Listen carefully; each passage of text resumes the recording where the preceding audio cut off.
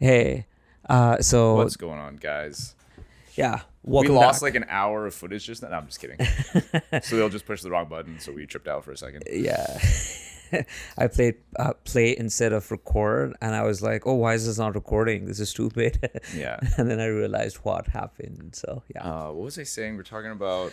Oh, like because you're saying like a lot of arguments are like the communicator of one side is not communicating his side effectively enough. no, no, no. That's not what I'm saying. We were talking about your specific thing, right? I wasn't talking generalizing. In that particular context, where you gave me an example of someone who was texting you back, and how they were trying to do mental gymnastics to prove their point. That's not what I said. Now he's gonna hear this and he's gonna think that's what I said. Well, I mean, like, again, I'm putting this in my words, right? What I understood from what you said. No, I'm just saying like everybody in an So, argument, like, myself included, so like myself included, everybody, it's tough when like you just don't want to like. It's like because when you believe in your side, most of the time, like obviously you don't want to prove or you don't want to be proven wrong or whatever. So some people like it's tough. Like oh here just today when we were like that's episode 3 and you're like that or you're like that's episode 3 and then I said that was episode 4, and then I'm looking I'm like I think you're right. But like I just feel like you're wrong, but Okay. you're right based on the data we have. Yeah, And like yeah. I looked in the folder and I'm like, yeah, that's Yeah. episode 3, Yeah. I guess. But in my emotions are like that's episode 4. I don't know why. But anyway, I guess that's just one the human thing you can see in a lot of people when you're having these arguments potentially is that like you know when you just feel a certain way about something like even if like I guess even if the and this is the hardest part right even if the quote unquote data is wrong it's like you have an emotion about it that's so strong but anyway 1 second you get talk from the side of the mic not the top Side. Okay, got it. Yeah. like here not there Okay. right Yeah. yeah Okay. but what was I saying that for? Oh yeah. Okay, anyway, but yeah. So what we were talking about, Nah. which was a really good question, I think, is let's say there's like for an anime or like a show or something Uh-huh. that's it does really well. Everybody loves it. Like or here's there's so many examples. Like Game of Thrones, there's gonna be that sequel. Whatever the thing of dragons, whatever they're coming out with some sequel for Oh Game of Thrones. fuck. Or not a sequel. I think it's a prequel. I think Okay. it's a prequel. Okay. Okay. But like anyway, a spin-off, right? Right, Same thing. right, They're gonna have a right, spin-off with Lord right. of the Rings. Yeah. Yeah. Yeah. And Whatever there's, else. Amazon's got that one. Anyway, um, or like let's say there's a really good series, and then like years later they come out with like I don't know. You could call it either a sequel or like maybe it's like the next generation. Like it's Or like about, with Matrix, right? A fucking money grab. yeah, that was totally yeah. But anyway, like is it like obviously I feel like some people are like you could say very puristy in the sense of like they will never ever be as good as the original because just the original is just whatever like it'll never reach the heights no matter how good the sequel is kind of thing or whatever and there's a lot of arguments there of like nostalgia Right. and then like but the other side that I think is like it's not that it's not doable. Like you can make a sequel of like the children of the original show or whatever because we were talking about Kuroko's basketball, right? Kuroko no Basket. And I was sad. Basically, I was just sad that it was over. Uh-huh. It's just an anime about basket. It's an anime. It's a basketball anime, which I Right. usually don't watch sports animes. So Right. it's the one that I started to watch. Anyway, I finished it and then I was sad that it was over, and I was like, oh, it would be cool if they had a sequel show. Maybe I was like just spitballing ideas. Like, what if it was about maybe they all became coaches of their own team, and then they all had everybody had a team or something, or like they also because at the end of this series they hint just to make you feel like Japanese people are really good at this with anime to make you feel like it's gonna keep going. Yeah. Because like well, let's get back to practice. There's the new because the whatever the third years are going on to Right. another school. And Right. then so they're like we got the new first years coming in. Right. And so we have new players, new blood. Right. And then so like there's that feeling of it's gonna keep going. Yeah. But he didn't. They finished in 2014. He's probably not gonna make a sequel. But that made me sad. That I was Okay. at the end of, and that's always something me personally that I always get sad about when I'm at the end of like a show or like a game. Is like it takes me forever to finish it. I get to like 90% and I just kind of like stop. There's like I take a break and then sometimes I never come back to it because I just when it's done I'm just like oh it's over. There's no more. But that arose that like brought up the question of like if let's say Kuroko's Basketball or whatever show that you think of that you love so much, if it came out with a sequel or something like that, like we said of the coaches or something like that, would it be can it be as good as and or better even maybe than the original? And so there's countless examples where it's not, I think, for most people, right? Because I think that's a really difficult ask. Like so I don't know if everybody agrees with this. You might have to argue with me in the comments or whatever, but Boruto is the series like sequel or like It's a kind of like continuation of Naruto's story. sort of, yeah, but it's about their kids, Yeah. and whatever. It's the next generation. And so it's the next generation, and so it's like it's a whole new story, but it's on the back of Fair whatever, enough. right? Yeah, I mean it's And- same with like what was the Korra with Airbender, right? Yeah, Legend of Korra. Yeah. And so, like a lot of people don't think that Boruto lives up to like how Naruto. good the original Yeah. Naruto was. Yeah. Right. And I think there's more examples of that than there are of like the sequel was better or like whatever. Like it's more often the case that those are less successful and people are like to the point where a lot of people this is where they get that argument of like they should have just left it there. They should have just finished it and like just they shouldn't have even touched it. It's like what we would say now that we saw the Matrix sequel. Right. Like you should have just left it. Yeah. You shouldn't have even touched it. Was yeah. But what I'm saying is like it's not that it's not doable. I think they could have made a Matrix sequel that was fucking like Sick. mind-blowingly amazing. Yeah. It's very difficult to do because you're balancing so many things. You want it to feel the same, but you don't want people to be like, oh, you're just doing the same thing. So you want it to feel new, but you still have to pay respects to the old thing. And then maybe that means maybe you want to take it into a different direction. But then some people would be like, oh, that's too different of a direction now. That's not even the Matrix anymore. But then some people will be like, oh, I like the way some people will feel the other way. They'll be like, oh, it feels the same. I mean, but we're it's talking about different. subjectivity, but obviously, it's Subjectivity, but also there's some things where like so one example I thought was successful. I'm sure there's a bunch, but like one off the top of my head was like Blade Runner. Yeah, again, it's like it depends on again Dune, right? Like Dune's a remake, sick. Yeah, it wasn't like a sequel though. Yeah, but like you mentioned, like you started the conversation with remakes or sequels. Like I was thinking about I don't think I even remakes. said remakes ever. For some reason, I was thinking know. remakes. I know. Yeah, It's okay. So I was gonna take you off on a tangent. Do you Because remember? remakes are still difficult, but I would say I think remakes are harder. they could. I think they're both difficult and In their own right. They share some similarities of difficulties. Like for example, you have to pay respects to the original, and you want to make it feel whatever they're trying. Usually, it's revitalized, like more modern or whatever. It's usually what a remake is. But with a sequel, you have to build upon like it's literally the definition of sequel. It's what happened after. So like what would happen after? Like let's say you want to like now you have to do more plot work stuff. Yes. Obviously you can do that with the remake and you can be like, oh, they remade it, but they took it in a totally different direction and now and then people would be like, is that even a remake? You just totally changed the story. You know what I mean? So there's that, but sometimes that works out.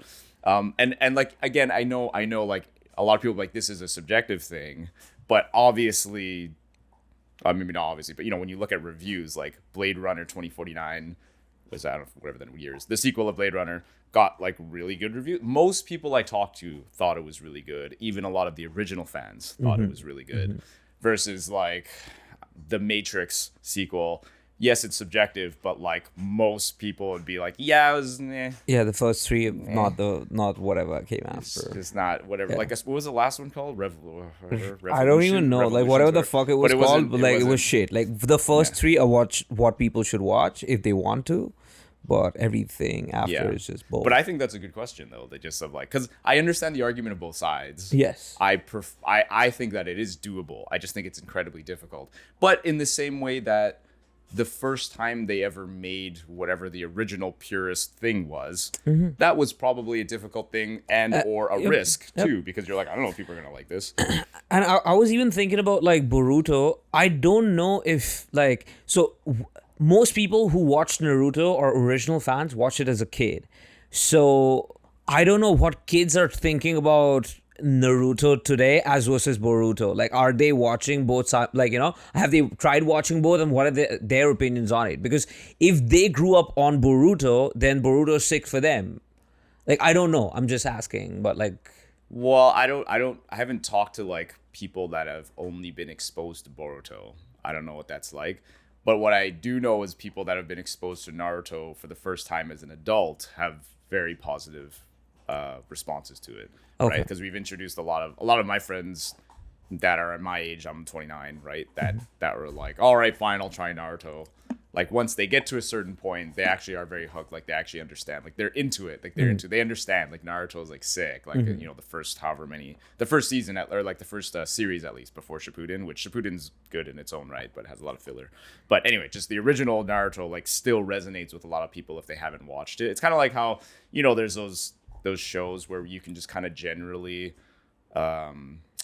recommend to people that you're like, for the most part, they're probably going to hit pretty well with you. Like we'll say Death Note and Attack on Titan are like pretty easy like asks for a lot of people, because you're like, okay, just make it like Attack on Titan, make it episode 5 where something really dramatic happens, and then if you don't like it after that, if you're not curious, then well, maybe you can not watch it then. But most people by then are at least curious to see what happens after that. So can I take you off on a tangent? Like, Sure. I'm thinking about that remake and I can't get it out of my head. There's this gory movie or TV series. I forget. Like, there's this huge, like, blocky dude. And Berserk? Berserk. Yes. Yes. Fuck. I've been thinking about it for 2 days. It's on my mind and I just couldn't like remember it. Like I remember like the original and the remake, and that's a really good remake. If anything was You mean the 3 movies on Netflix? so they also made like a remake of it. Like, so there's old school. There's old school, there's the 3 movies, and then there's a show. Yeah. So like That's a continuation that starts after the 3 movies, I think, right? Something like that. I don't even remember, but like I whatever. didn't watch it but part of the reason why I watched it, which is funny that we were talking about this, is because that show, like the one that's on Crunchyroll. Yeah, that show, for some reason, I don't know why people don't like it. I don't know why. Oh, really? They I don't know don't? why. I don't know. I didn't even try it. Oh, okay. But I just heard. I know why. Like, that's one of the reasons why I watched it. It was like someone said, like, people don't like this show because it's too gory, and like, or like, it has too many like sex scenes and violent scenes, and there are some things which I don't know about that, are because twisted. But people know but like the reason why I don't think that's the case is because people that know Berserk, and the reason why they're watching Berserk is because that's by now it's because Berserk is so like legendary as a manga, like it's so well known that and this is what I'm pretty sure of this in that culture of the manga anime culture. Like if you're gonna go watch Berserk, you kind of know it's gonna be that. So that's why I don't think that would be the case. Like that's why they don't like it. I know a big part of it, I think, was partly at least because it's in 3D. The new one? Like that one. The new one's in 3D. Yeah. The old one wasn't. So again, the old one everybody likes. Yeah. The old, like the 1990 whatever one. Like for some reason, so I personally prefer the old school 2D animated version of Berserk as well, but Berserk made a good use of 3D. So there's another show, Ajin, which is also on Netflix. Yeah. I think so. I'm really trying to watch it because someone suggested it's a great show where you just gotta get past the 3D part of it. Like a lot of people weren't able to get past the 3D thing, which for me is like has been the barrier. Like all the time I've been trying to watch it, it just pisses me the fuck off. It's like, why are you trying to mix? And again, they're not using 3D by itself. They're mixing 3D with 2D. And not very well, in my opinion. Again, that's my personal subjective, biased opinion. But I mean, there's some I can't remember what one of them was called, but I remember one YouTuber talking about, and I ended up watching the series. I liked it, but it uses that it's like cell shaded 3D to make it look kind of 2D, but it's mostly 3D. It's like these girls that are all made of glass, and they all have like different like fighting powers. Interesting and stuff, and I forgot what it was called. But I thought it was pretty cool. But the other one, obviously, we've talked about that on the podcast before, and I've been raving about it, is Arcane. But that's like a total another, because it's not even trying to be anime. Did you watch Tomodachi Game yet? No, not yet. Wow, dude. I told you I was watching Kuroko. Yeah, true. Yeah, but like, yeah, give it a try. Does it have 3D in there? It has no 3D, but like if you watched Squid Game and thought Squid Game was sick, I would say as a person who's watched a lot of Korean drama, I would say they have much better to offer. So I would rate Squid Game as a 7 on 10. But if Squid Game went as sick as they could have taken the storyline, it would be Tomodachi Game. Interesting. Yeah. That's very interesting. Yeah. Yeah, no, I'll probably watch it. I'm sad that I don't get to watch Kuroko anymore because I really like Kuroko. But that's what I'm saying is, like, I think it's doable, going back to what we were talking about before, because I'm passionate about this, because I think it is doable to make a sequel series or something, whatever, that continues whatever the original source material is. I just think it's very difficult to hit the notes that everybody, like, again, like you said, subjective. There's always going to be people that are like, they should have just why did they even make that? But I think it's like, I'm sure there's like we're saying with Blade Runner, I'm sure there's some people that are like, I'm why thinking, did they even make? No, I'm not thinking about Blade Runner. I'm thinking about what's the name? Code Geass. So absolutely loved the show, and they made it a sequel to it. Not the best fan of the trajectory, but fuck, I'm grateful they made something. Yeah, there's that too, right? Like a lot of fans will actually like. I feel like I'm mostly in that. Yeah, you're in that camp, right? Because like, and this is a even more subjective thing. Yeah. Because some people are like this with, and some people aren't. Like Sim's not. Ah. Because Sim, and I totally get, like, there are some things I totally agree with Sim on this thing, right? It's like there's some things that are like, they're just better. Like that was a great, like, what a just 10 out of 10 finale, and that finished the series.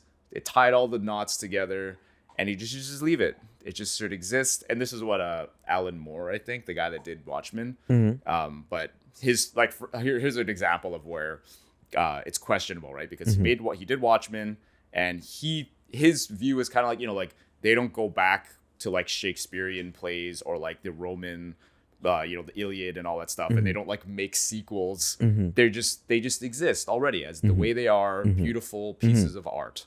And so that's how he's like, why? Because he doesn't own the rights for Watchmen anymore, right? But he wrote it and whatever. But like DC's like, well, let's make a sequel and do this and that. And he's like, you guys are, come on, man, you're ruining it. And so I get it. Like the intention of the original author was not exactly, but that's then, what ironically, they made was it HBO or I forgot whatever, it doesn't really matter what the studio was, but they made a show that was a sequel of Watchmen recently, like a couple years ago, and it's actually like really good. It's actually really, really good. A lot of people really liked it. So again, like that is that's a debatable thing for me. When the creator of that original series has an opinion which stands opposite to, again, I understand as fans, I would probably, love that they remade something of it, but if I respect the creator, then I'd be like, yeah, fuck them for doing that to you.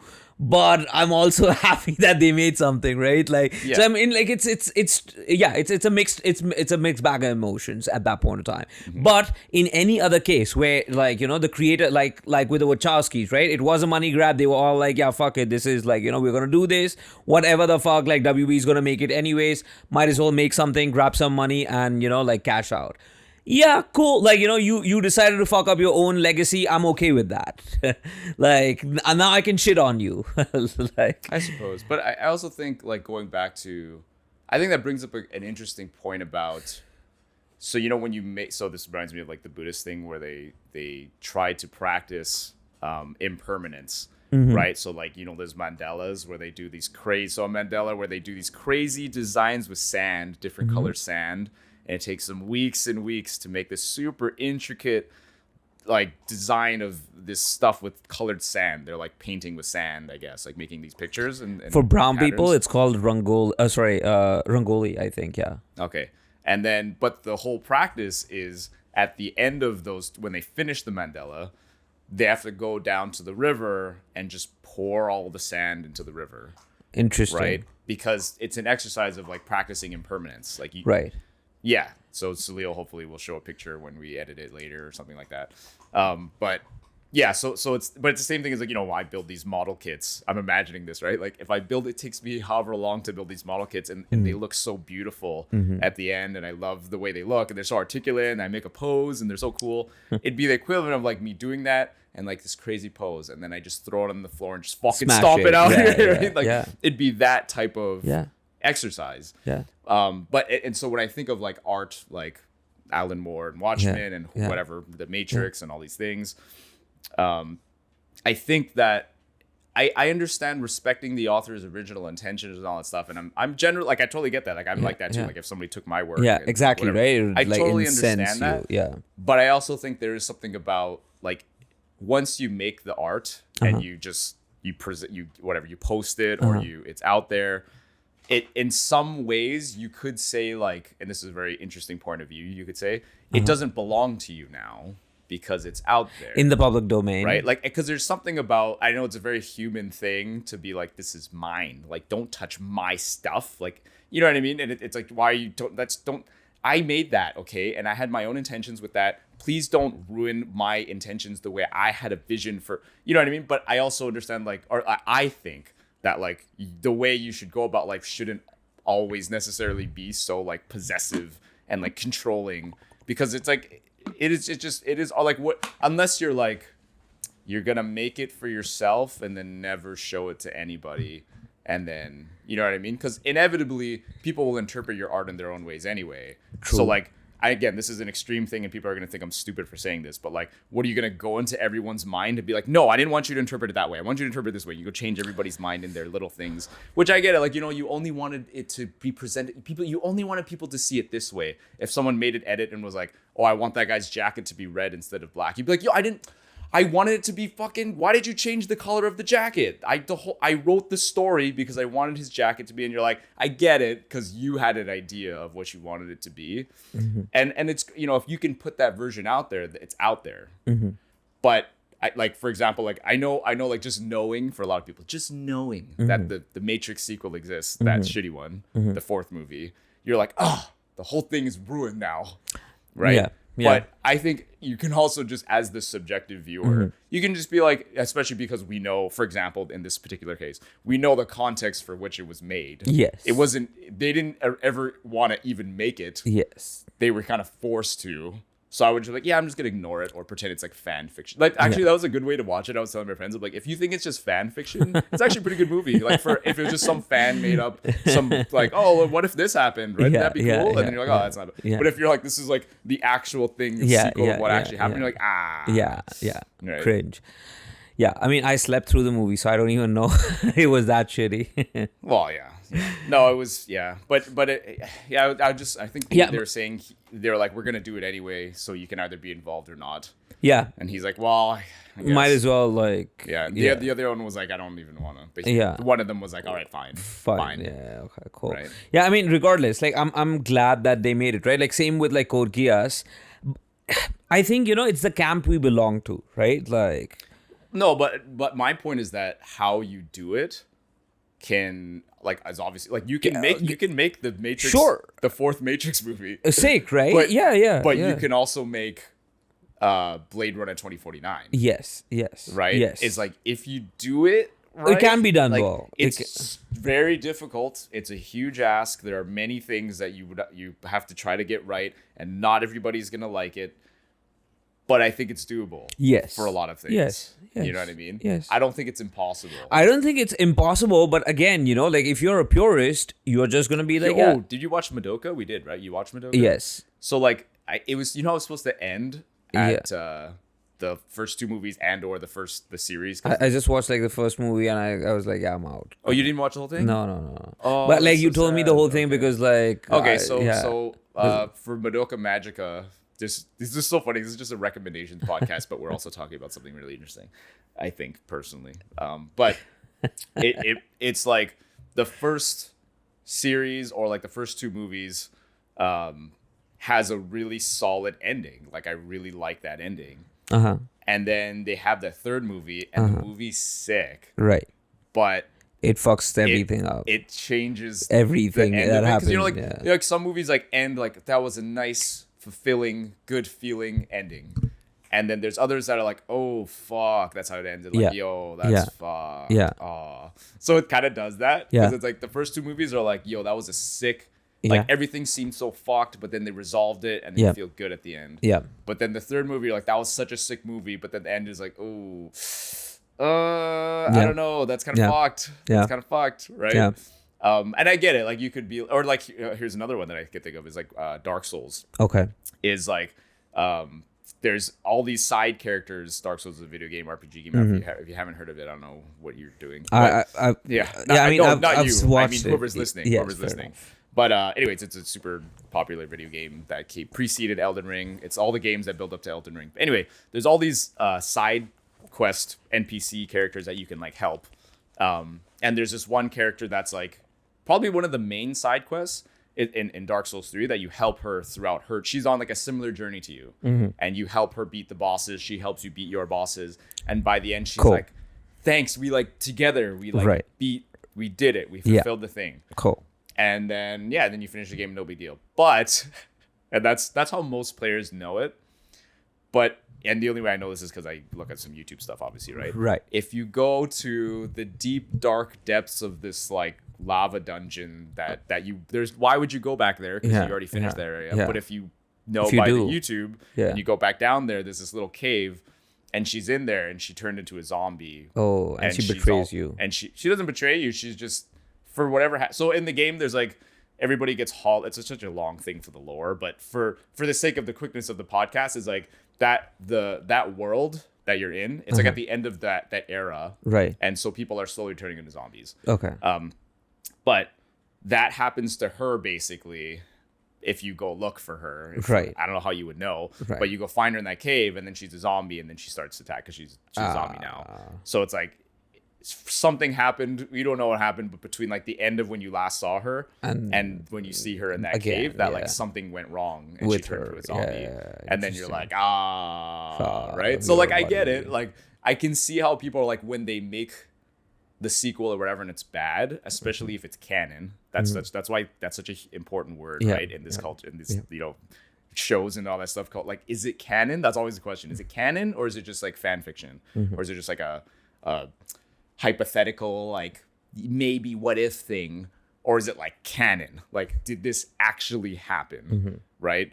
And that's why I can see people getting very like sensitive about it, because it's like if the author, the original creator said this is canon, then as the viewer or the fan or whatever, you're like, oh, Yep. no, she turned into a zombie. Yep. No, Yeah. right? Yeah. But I also think like you could, and I know it's very difficult for fans or whatever, have the like self restraint or whatever to just also imagine that didn't happen, I guess, too, because that's the story that you wanted, I guess. I know that's a tough ask and that sounds ridiculous or whatever, but you see what I mean. I do. Right? Like I if do. you really wanted to, you could just be like, oh well, because it's your subjective experience of the thing.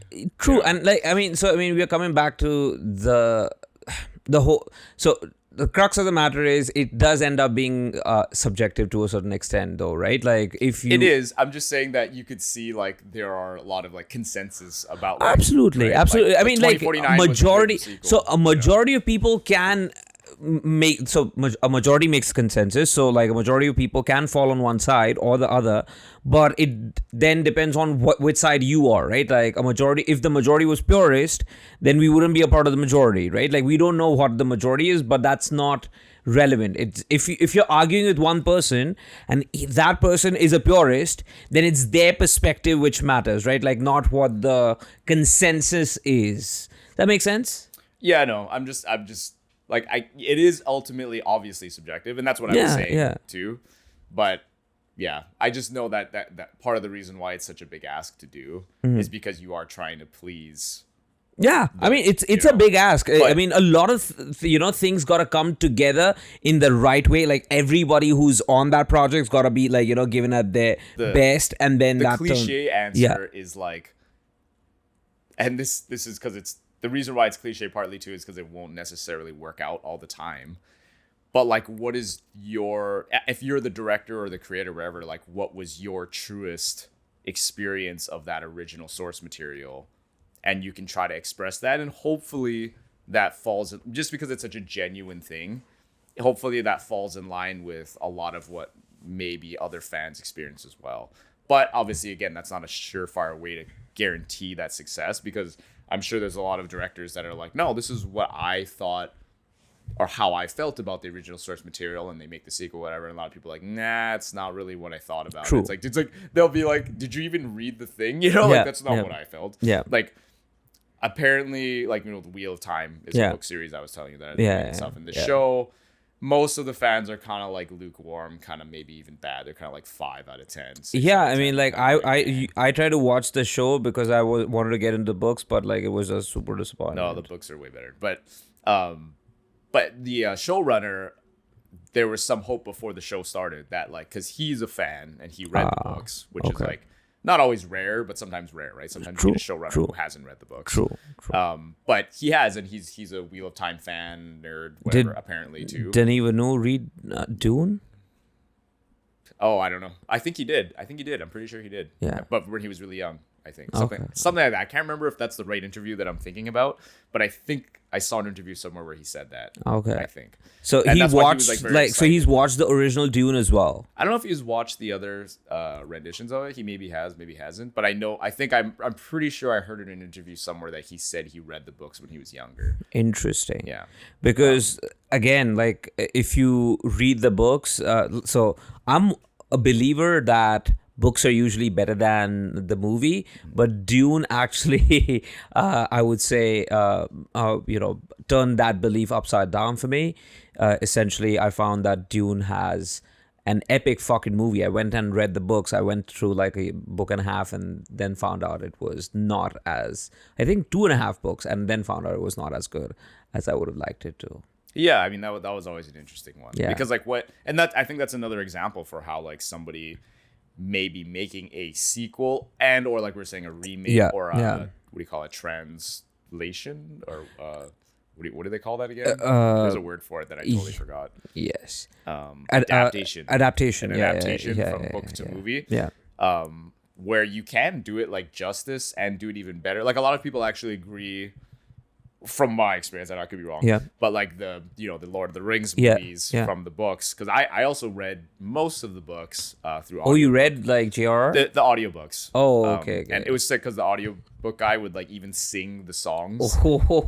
Because you think, because like actually, so for people that have never read Lord of the Rings and have only watched it, the vibe that I get, and I think a lot of people agree with this, is there's just a lot of like adventuring, Yes. walking through the woods with your friends, and so there's like they sing a lot of songs for those parts, but also like sad parts and also like happy parts, like sad parts when someone dies, like when Boromir dies. Spoiler for the first movie, but I don't know why it's a spoiler because it's been out for so long, but because some people actually still haven't watched the Lord of the Rings, Yep, you know. yep. But anyway, so when this character dies, they actually find him in the book. They find him. I don't know if you remember this. They find him after he haven't read the dies, books. and then Aragorn sings a song, right? Whereas in the movie, they see him die right in front of them. Yeah. But I could like they're both scenes were just like I felt it was just so good. They were just done so well. Yeah. Right. But anyway, so the narrator that's reading the books in the audiobook actually sings all the songs too. Yeah.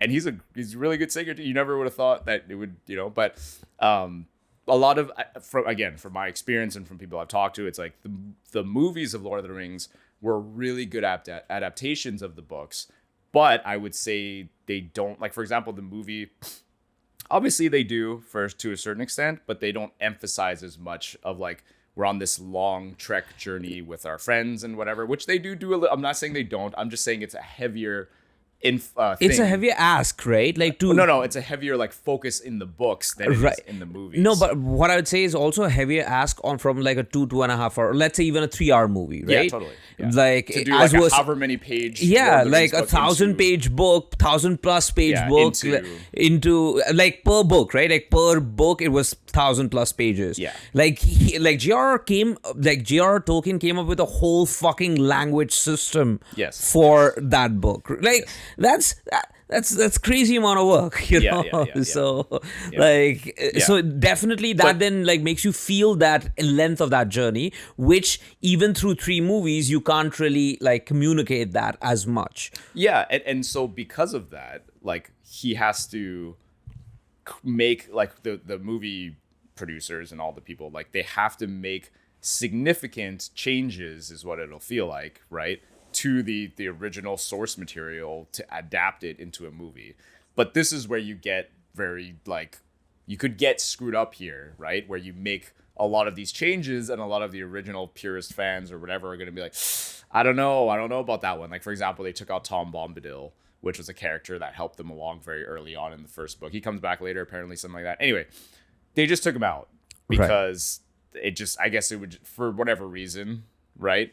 And so like some fans would be like, yeah, that's yo, come on, like you took out, that's my favorite character, why did you take him out? Right? Or then some people, maybe they didn't agree with the Boromir scene or whatever, but again, like the consensus of the majority, when they see it a lot, like I think for the most part we can agree that the Lord of the Rings movies were successful.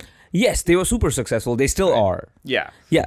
And so like again, that's another I mean, example. same with like Harry Potter, right? Like super successful. very true. But again, like as a person who read the books and watched the movies, I was slightly disappointed. Like I would, again, you cannot in 2-3 hours show everything that's been done in the books, and you, like how would anybody know which part of the specific book, like you associated with as you a know, person you know what I growing think up? a good word that would help this a little bit, maybe for people that are like sad about changes being made and all that stuff, is like you should just think about it as like an homage. Homage. I feel like that's a good word. Yeah, Right? yeah, It's like, yeah. just in case you're like, it's bad, you're like, okay, well, it's just the celebration of that in their exploratory way to Yeah. like maybe just, I would say like homage. For me, Dune's a good homage. Like that's like fucking classic. Like it's so good, it's worthy of being an homage. For me, like fan fiction's a better way to think about Sure, this. yes, Right? yes. It's like it's fanfic. It's Yeah, like it could be shit, but it's pretty decent. But you know what? like, Now that or I say whatever. that, I'm yeah. thinking about the counterpoint. Yeah. Of like the reason why it's so important for purists and whatever when they're asking the question, Yeah. like, is this canon? Is because that can obviously like change dramatically the meaning of what the original thing It is. is, yes, Right? So yes. like Madoka or Dark Souls, like for it to Yes. end in like a yo, that's fucked. Yeah, yeah. That changes the like what that story itself is trying to say. Yes. Right? Because I think, with our conversation, maybe for a lot of people, they probably feel like we're putting too much weight on subjective interpretation. Yes. Whereas I also acknowledge that, like, yes, you're absorbing the story, but you're trying to see, like, what is the author trying to tell me about whatever this world and the story? Like, what are they trying to say? Right? So, like, the reason why I say that, why I brought that up in my head was, like, when I think of Dark Souls and that character ends up being a zombie, that fits very well within the world of Dark Souls. True. It's a very, like, tragic... True. Things always are like, even when you like, there's a lot of YouTube videos that are showing like the ending, like even though like at first glance it feels like, oh, you beat the boss and you won the game and then everything ends well, but there's so many, they show in the YouTube videos, there's so many hints of like, actually you kind of just perpetuated the cycle of fucked upness. And, Yeah, like yeah, that type yeah, of thing. yeah, And yeah, then, like yeah, that's yeah. kind of what the original author story creator Yeah, is trying yeah. to like convey Tell to you. Yeah. right? And so that's why I get like the very like sensitive nature of like, is this canon? If this is canon, this changes everything. Yep. Right? And that's why I can see people being salty, like, Matrix, the fourth one, like, this is canon. Come on. Yeah. Right. Yeah. No, I agree with that. So we will come back to you after a We're gonna quick. take a quick commercial break here. We're gonna check the levels. Sai is gonna chill out for a bit, and we'll see you back in a couple minutes. Probably 1 second because you're gonna not watch this commercial, but True. So we're back. Yeah. hopefully Salil put in a little clip of Saya for our little commercial break there. Yes. I mean, I'm super biased. So, but she's super cute. I think everybody would enjoy a little quick clip of Saya, just a break from us talking voices, But anyway, should we switch gears and talk about something else? I don't know. Yes. Yeah. What do you want to talk about? I have been thinking about getting a haircut. I need to get a haircut. Oh yeah. Yeah, like Is I'm that- done with this. Is Like that a so, big existential thing? yes. I mean, like So Salil's been trying to grow his hair out. For the Hopefully, past- if you want, you can show a picture of the hair that you want to. yes. I mean, I'll show you the picture of where I want to be. I'm not going to show you a picture of where I am at, but it's like it's the weird in between phase essentially is where I'm at, which. Noticing, turn it. Yeah, it's the weird. It doesn't look that. I think it looks fine. I think it looks good. Yeah, but like again, when you grow out a beard and long hair, it does make a dude look older than who he is. As versus that clean shave and a fade, it just makes you look younger. So I'm like, yeah, I prefer looking younger than older. Not that looking older is like a bad thing, but Some people like that older look, though. true, Both men and women. True, 100. And I do too. That's why I was putting like I waited like almost 2 years to try to grow my hair and trying to grow my hair and my beard. So, well, not my beard for like the past few months, but like fucking hair for like almost 2 years now. Which is why it's like a bitch because now I'm gonna go get it cut. But like whatever, like I'm done. Like I can't. Like I would have to wait for another year for it to get to shoulder length, which is just like I can't. I just You're can't. going for shoulder length, eh? Yeah. Oh, yeah. interesting. And like with my curly hair, like I have a type 3A kind of hair, which is like fairly highly curly. It takes like extra long for it to get to the same distance for a person with straight hair. So Because it's curly. yeah, because it's curly, and it's like it's not just like curly as in it's wavy. It's like fucking corkscrew curly. So Yeah, no, it's interesting how much like hairstyle can like make you feel a certain way or like make you look a certain way. Which I know Yes. that sounds obvious, but just certain days where I'm just like, oh, I'm off my hair, and then I just get a haircut. I'm like, nice. yeah, I feel better. absolutely. I feel like I look like So good again. last time when I went to my barber's, like I went to him because I went to him after like let's say a year and a half, just so we could see it had been getting out of hand, and like even with long hair, you want it to be textured so that it looks good, even during the transition phase. So I was like, yo, let's like see what he does. And at the end of it, I was just like, yo, man, like, let's just get a fade. He's like, dude, like, I'm done. Like, this like, this was the haircut you wanted. Like, we're at the end of our time. Like, yes, but I just don't feel fresh, Like, every time after I get, like, a fade, I feel fresh. I feel good about the haircut that I got. I'm like, yes, now I'm going out in the world. I'm fucking sick. I feel good. I look good. I didn't feel that with that longer hair. It was just like, yeah, I am waiting for till when it starts looking good, but I'm not happy with like the in between phase, or like again like the end phase of it doesn't sound as appealing to me as it originally did. Putting in It's all like- of this time that It's I like when have. girls cut their hair. That's why it's so scary because it takes so long Yes. for it to grow back. Yes. But everybody gets through it eventually, True. right? But that's why it's easier for guys because the interval usually, if your hair is short, obviously time interval is a lot shorter. Yes. Like if you have a bad cut or whatever, it's like only a couple of weeks or whatever, and then you're kind of back. Depends on how short, but like let's say Yeah. you have like Well, it's because like I have really short hair. Yeah. So like if I have a bad cut, it's like I just gotta wait a couple weeks and then get another cut and we'll fix it. Yes. The longer you grow it, the longer it takes to get that the more length dramatic back. changes yes. you make, the longer it takes to like fix it or whatever. Plus, you have straight hair, like you. Yeah. Like I do not, right? So it takes like extra long for like the curly hair people.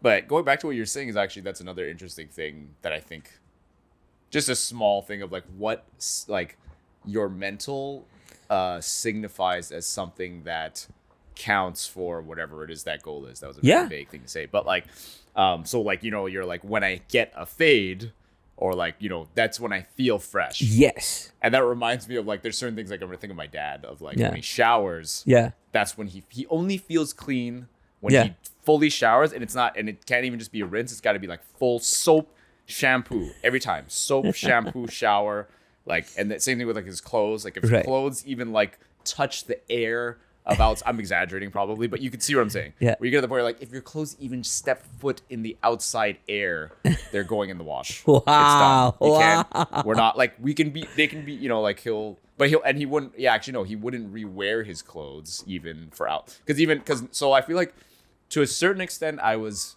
similar when I was younger, Right. where right. like. You know, you wash your hands all the time, which you should wash your hands all the time. Everybody wash your fucking hands. My hands. Please. I probably wash my hands maybe just a tiny bit too much for like skincare purposes, but washing your hands is important. You should always wash your fucking hands. Whenever Yes, if you come into my please house, wash your hands. you wash your hands before we do anything. If you come into my house, you wash your hands. I try to wash my hands when I come into anybody's house. That's like the first thing I try to do. I feel like it's good etiquette.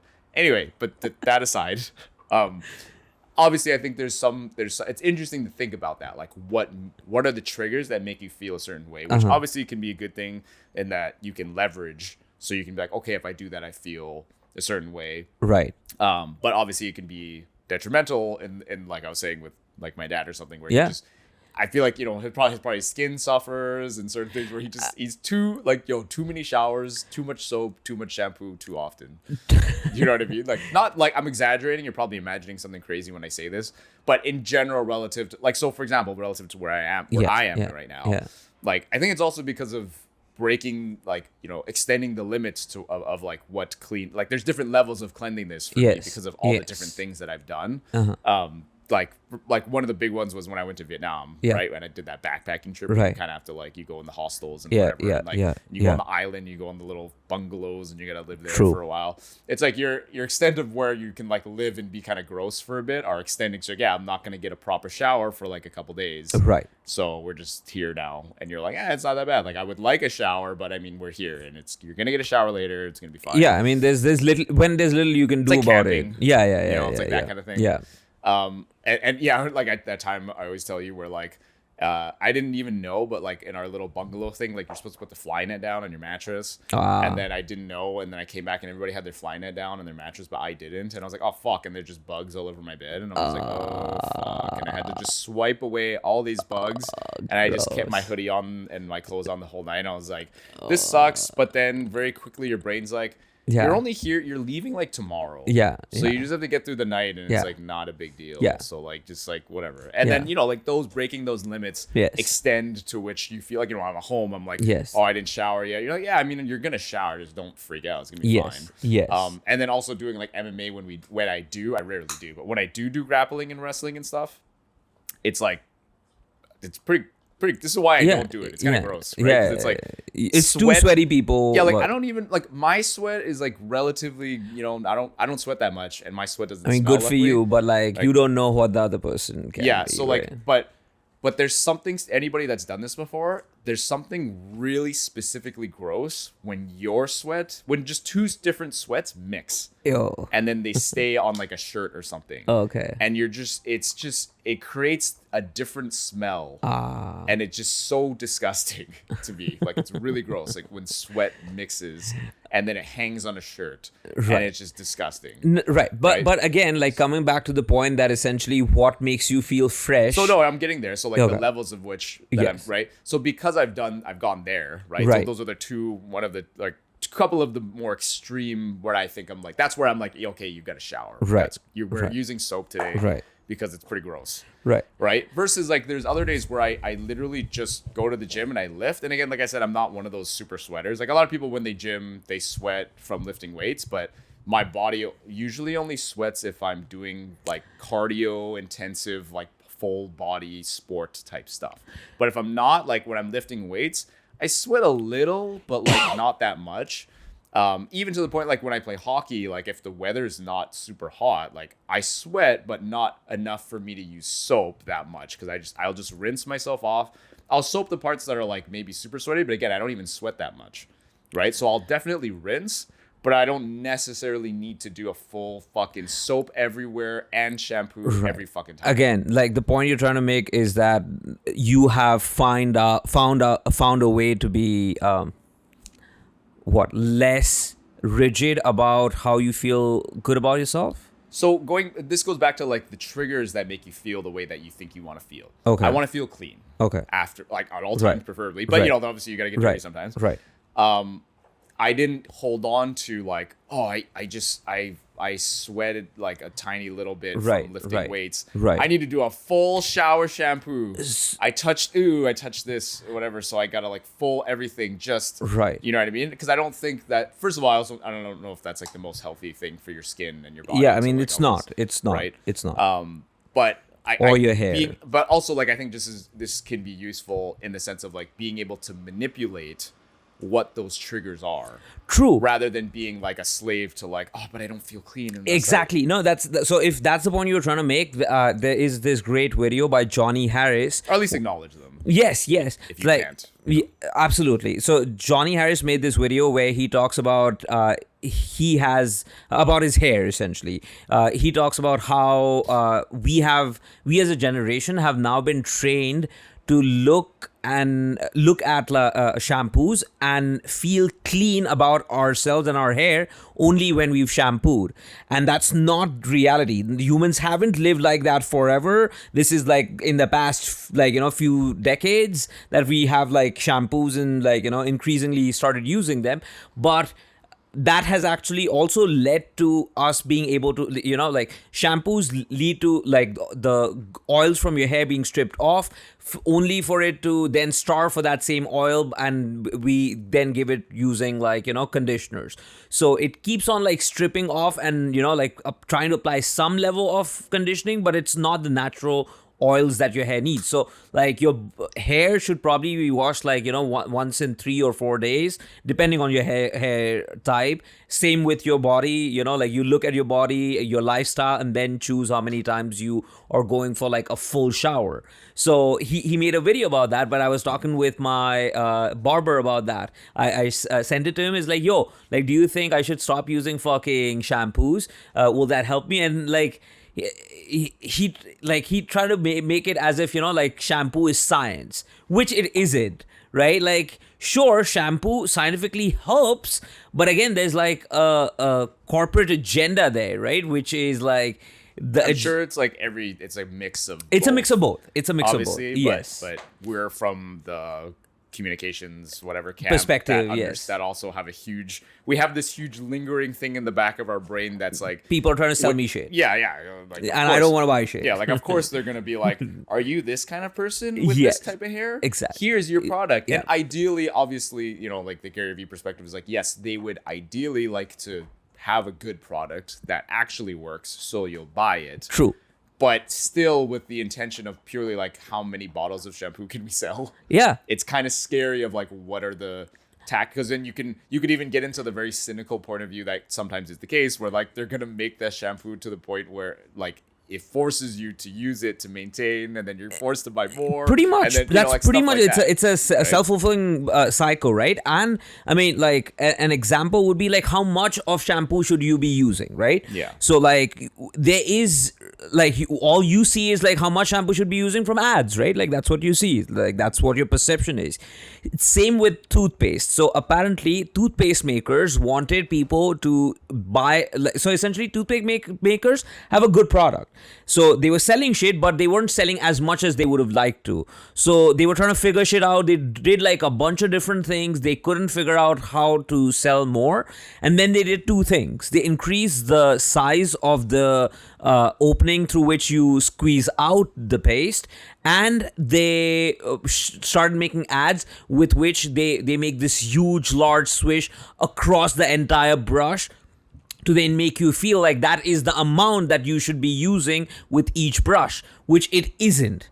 Like, it's absolutely, you should not be using that much toothpaste. You do not need that much toothpaste. I mean, it makes me think of immediately like, I'm sure you don't like the minty part of toothpaste is not the cleaning part. No, it's not. Like, it's not the mint feeling that cleans your mouth. Clearly, like when you chew a piece of gum and your mouth's clean, like obviously not. No, but that's what I was saying is like, that's one of those triggers. Yes. Right? Yes. I was like, minty fresh. Exactly. It makes you feel fresh, right? Yes. Like, and again, like they can just add the flavor, but then they also add sugars and other shit with that, which is again not always necessary. Because of which we are. It makes the brushing experience more enjoyable.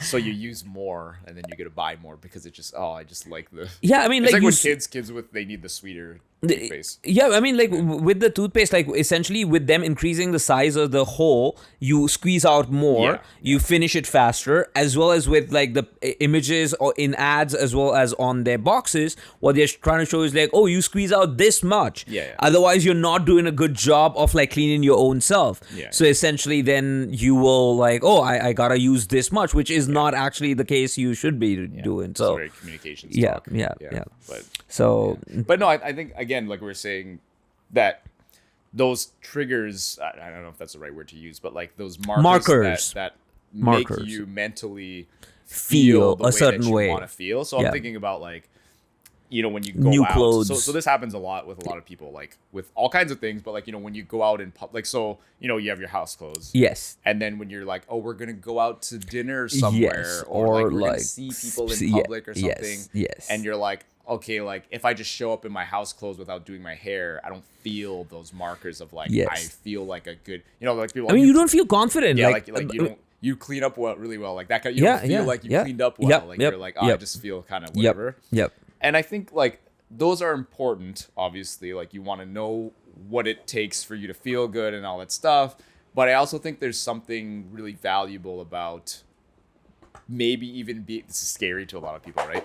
But like being okay with sometimes if you have to just show up like that, you show up like that. Yes. Right. Now I know there's a certain extent where like to me I think it's like this sucks because ultimately like I don't necessarily agree with this as a whole large perspective thing, but like it's like the way I think of when you go to the club, like it's almost socially more acceptable if you try to like put some effort in, like, or to a dinner or Right. something like, Right. like I don't A want to date. show up to like a fancy A dinner. date. Yeah, or whatever. Because, socially it's more there's expectations Yes. about like, are you even trying to like look like a human being? Yeah. I mean, like if Or, I'm like- going on a date, I'm not gonna go in my like Yeah. home clothes kind of Yeah. thing. I'm not gonna go in my Because PJs. like, but again, I just want to emphasize that is like a socially, culturally thing, which is also important. Like Yes, you yes. want them to feel like you're putting effort in, or Yes. that you care, Yes. or like whatever. it Yeah, I is. mean, at least on the first date, right? Like, if you have And then- been dating for a while and, like, sometimes you just want to go on, like, a chill date where you are not, like, dressing up,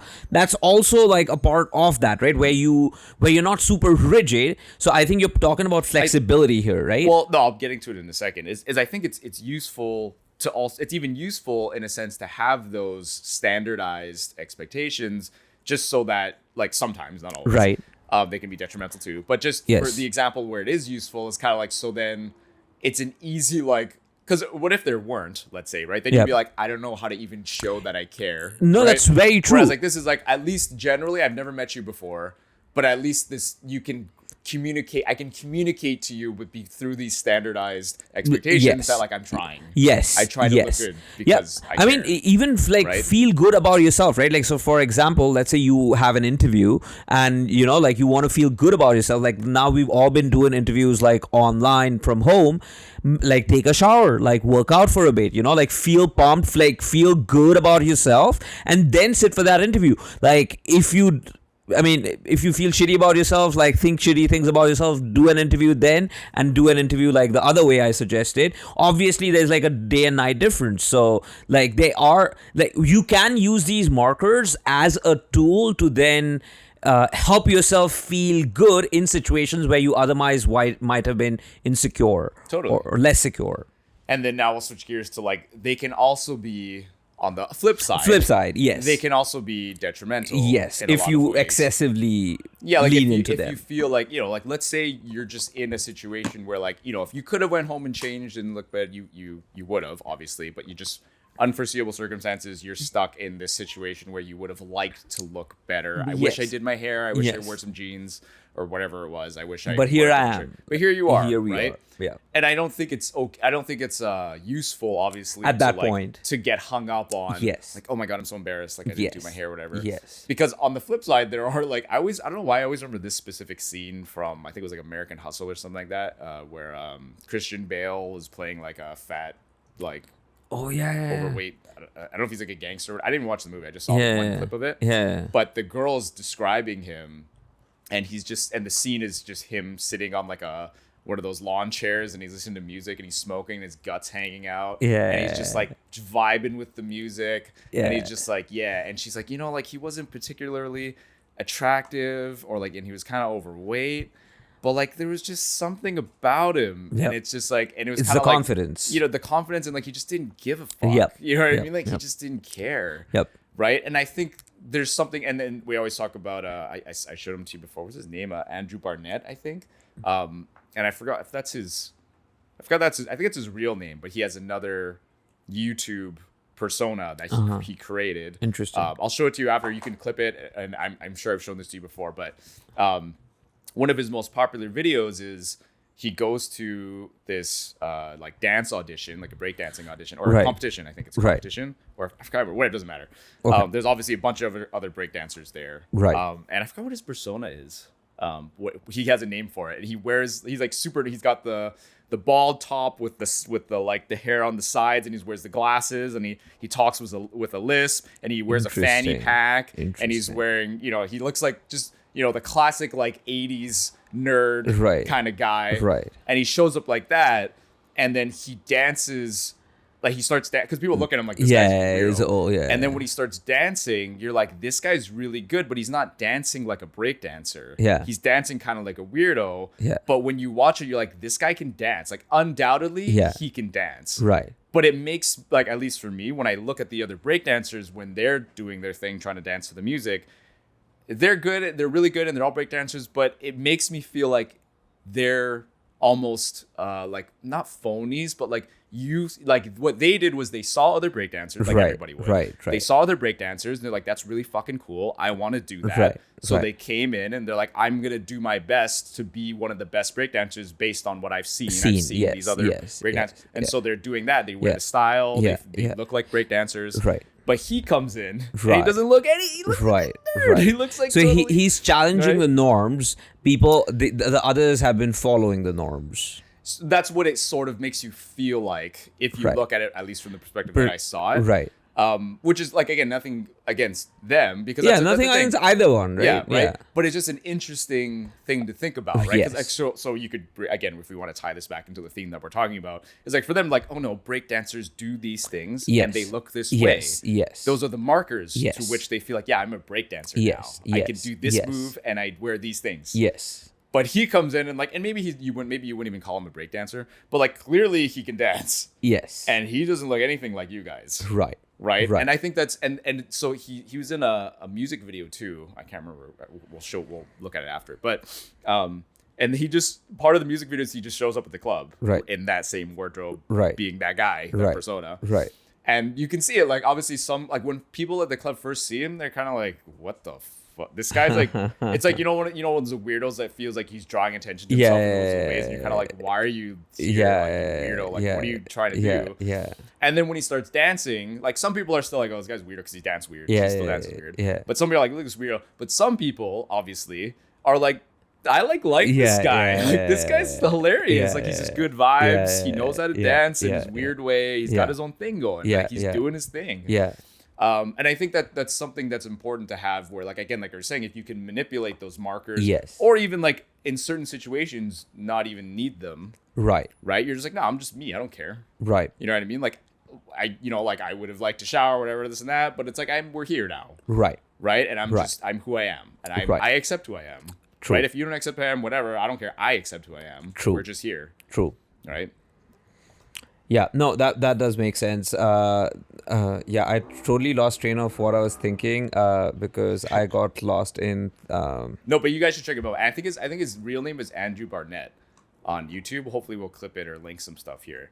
But it Yes. I think it presents a very good perspective or argument for these types of things, where, like, obviously there are some things, like we said, there are very good uses for, like, markers of feeling or Yes. communicating Yes. certain Yes. things. But I obviously know, like, there are There's some also things value in challenging the norms as well, right? that challenging, yeah, but also just like that could like be one, figuring out your that's one own way. norms, essentially, Yeah, like like, that's- defining your own norms. Yeah, that and we'll also just, like, accepting that, like, none of that actually matters in some Yeah, perspective, yeah, you know, yeah, like, yeah. and like, because the only reason I say it is because I imagine, and this happens to everybody, myself included, right? Right. is that you get caught in those situations where you Yes. feel like, he's If got his only. hair done, Yeah, and like yeah, I didn't yeah. have my hair Yeah, done, yeah, or like yeah. something like Yeah, that, yeah, right? You're yeah. just like, I feel like I'm not As presentable, or I'm yes, not good at this, I'm not Yes, good at that. yes. Or here's another example that I always talk about for me, like at the club, Yeah. right? A lot of people, when you're at the club in these situations, it's a nightclub, everybody's dancing and Mm-hmm. having a good time. So like these are the markers of being out, right? Right. You're having a good time, you're drinking, you're dancing, you're with friends, you're being social, whatever. Whereas when you see me, it's funny because I don't do any of those things when I'm out, because in general, I'm actually not a huge fan of being at the club, which I know not everybody says they're a huge fan, but I don't look like I'm particularly comfortable, or I don't want to say comfortable. I'm particularly like in that crowd of like, yeah, I'm gonna go. Like I don't look That's like I'm. not your scene. Yeah, like I don't always look like I'm. Yeah, like, that's not your scene. like I'm gonna come out there and like, yeah, good vibes, guys. Let's have shots. Like everybody, round of shots. Let's go, and like let's go dance. And like I'm not that guy, right? yeah, I mean, like And that's so- not your scene. That's not your And scene. so like there's two things potentially that could happen there, right? Is I can go into that situation where people are doing that. That's the plan. We're gonna go out. We're gonna have fun, have drinks and whatever.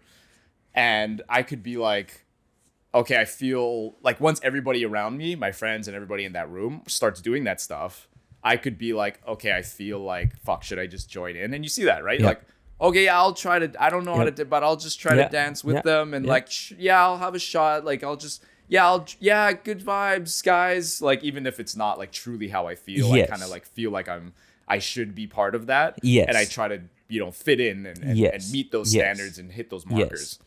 But ironic, or like the way I deal with it most of the time, funnily enough, and everybody's seen me in these situations here and there, is I'm the standing on the corner or like sitting at the table or like whatever guy at the club, and I literally just stand there like I look like a bouncer almost, because I'm just standing there like my face is pretty stoic and I'm just not and like- you're also jacked. like I might drink, have a shot or whatever, but like it's funny because like the first experience I had with that was like in grade 12 when we went to like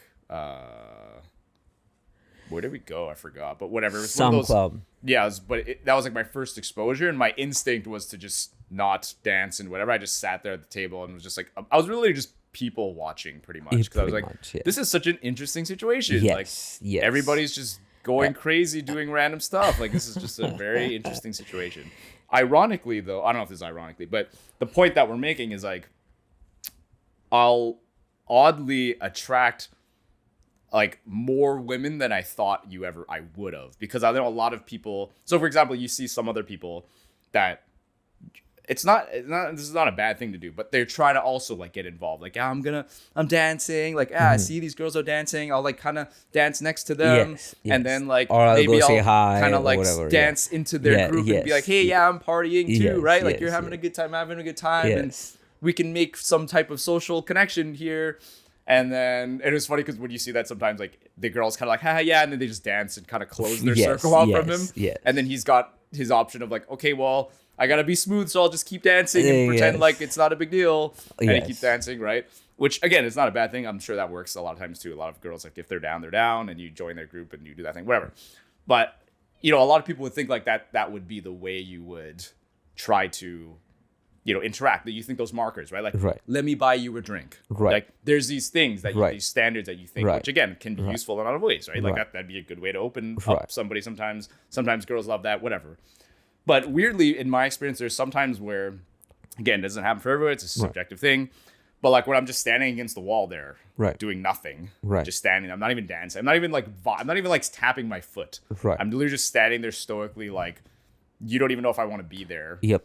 Weirdly, some girls will come up to me and I can tell they'll like walk by and like really like I like fuck me kind of, you know what I mean? They'll Right. like look me up and down, kind of like, whoa, this Right. guy, and Right. like give me that eye signal, and I'm like, and not that I'm that surprised, but like you could see how some people would be like, that's so interesting. Like, how does that?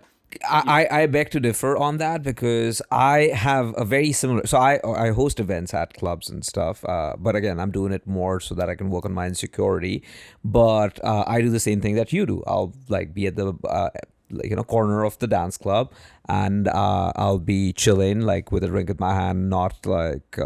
Not in as a part of the dance floor, but there's no bitches coming to me, Curtis. It's because you hot. Like, Well, I wouldn't say that it happens that often, right?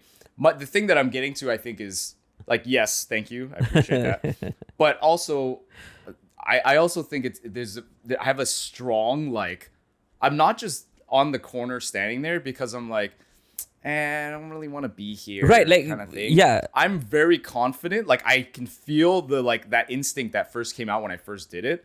It's a very, like, it's almost a conviction. Like, that's how strong it is. I'm like, I'm not that guy. Like, I'm not. Like, I'm not dancing. Like, I don't really care. I don't care that I'm not like, oh, I wish I was part of the. No, I just don't care. Like, I literally don't care at all if I'm, like, part of this scene of, like, because, like, you could see how people would be like, wow, there's so many friends dancing, and there's girls, they have girls there, and they're, like, having shots, and it looks so much fun. They have bottle service, and, like, wow. And then you could feel like, could I join your guys' table somehow? Like, is there some way I could get my own friends to get our own table? Because I feel like I'm FOMO, I'm, like, missing out, kind of thing. And, like, I feel like I should be like that kind of thing, because it looks like they're successful doing whatever they're doing, so it looks like they're having fun. So, like, fuck, maybe I should do something like that. Right. But, like, in that situation particularly, I don't feel like that at all. Right. Like, I feel very like, I don't care, that's great, like, that's awesome, but I don't fucking have I have zero, like, interest in even trying to emulate anything that looks like that. Right.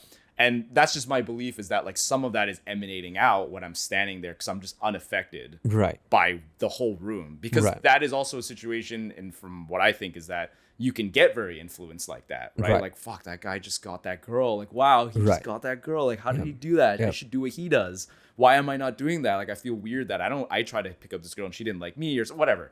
You know what I mean? You get caught into, like, trying to think of what are these markers or standardized things to, like, look like I'm successful or get the girl or whatever it is. Whereas when I'm standing there, I'm so, like, the opposite of it, that I'm so clearly, like, not down. Yeah, but, like, again, whether you're down or not, like, if the girl's down for you, she's down for you, right? Like, no, but I think that's the point, is I think part of the reason why they could be attracted is because of how solid that conviction is, or that resolve is, for me to be that person. Because it's like, for example, like, I just feel like I would be less attractive if I was, like, trying to be like, I'll try to dance too, but you can kind of tell, like, I'm like half committed, like, I know I'm here, so I should try to dance, but, like, I'm not really comfortable doing it because I'm not really that guy, but, like, because I'm here, I'm doing it anyway. Like, I just don't think that's a very attractive persona to take on. Fair enough. I'm not saying a girl wouldn't still try to pick me up because I'm attractive, like, base traits, I just look attractive. And again, like, let's say, like, you do that exact thing, and some girl might find that attractive, so you don't ever know, right? But I think there's something, like, the same way, like, going back to that example with Christian Bale in American Hustle, I think the movie was, hopefully it's the right movie, where he just didn't care. He's just sitting there, his guts hanging out, and he's just vibing to the music, and and he's balding, right? And he's like, I don't fucking care. Like, I'm just who I am. I'm here. And I think that's kind of the same thing that I feel at the club, is like, I don't care that I'm not a good dancer, that I'm not with a bunch of people fucking partying, having drinks and whatever. Like, I'm just me. This is what I am at the club. And this situation is like, I don't care. This is just me. I'm just here. This is me. And I think a lot of girls actually are not. I'm not saying I think, like, for example, conversely, I'm sure there are a lot of girls that look at me and are like, this guy's fucking boring. Right? They're like, this guy's like, was he even having fun? Like, why is he here? I'm sure that, like, a lot of girls look at me and they think that, like, why is he even here? Like, he's not dancing. He's not even having drinks. Like, why are you even here? Like, this guy's so boring, right? But I'm just saying there are some girls, and those are probably the girls I prefer, that, like, actually like that. The fact that, like, oh, maybe he's here because it's his friend's birthday, and, like, that's cool. Like, he doesn't even want to, like, he doesn't feel the need to try to force himself to participate. Right. But again, like, sometimes that can be true for a lot of people to want to be part of those things too. Right. But again, this is that cliche thing of, like, just having that confidence to be true to yourself and all that stuff. But again, those markers are the things that, like, hopefully you can be aware of and manipulate, that may or may not lead you astray from, like, who you really are.